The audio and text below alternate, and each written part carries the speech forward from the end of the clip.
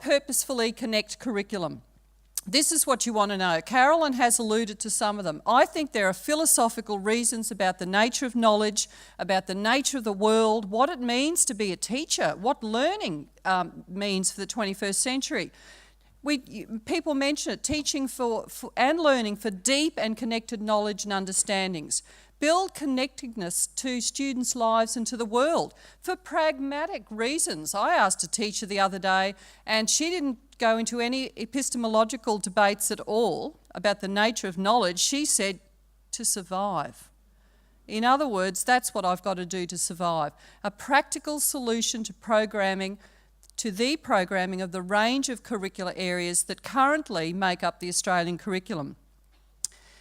Consult the paper to have a look at where and I've used the word integration in talking about the literature.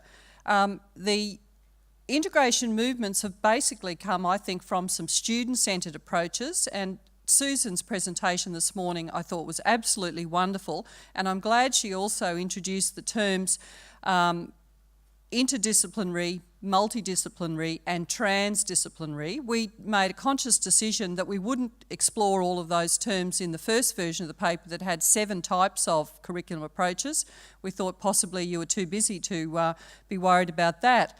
But one movement has certainly been centred on students.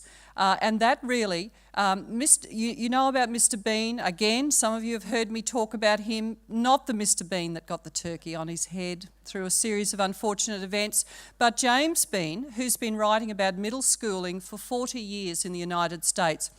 And he says that curriculum in school should be about things that are personally meaningful to learners and they are socially meaningful. They matter to the world. And that has been my guiding light, I have to say, for the last 10 or 15 years. There's another movement, really.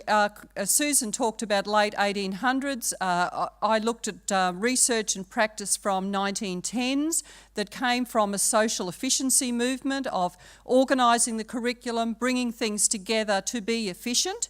And we see in the work of Heidi Hayes-Jacob, and I know many of you know her really useful work where she maps the curriculum.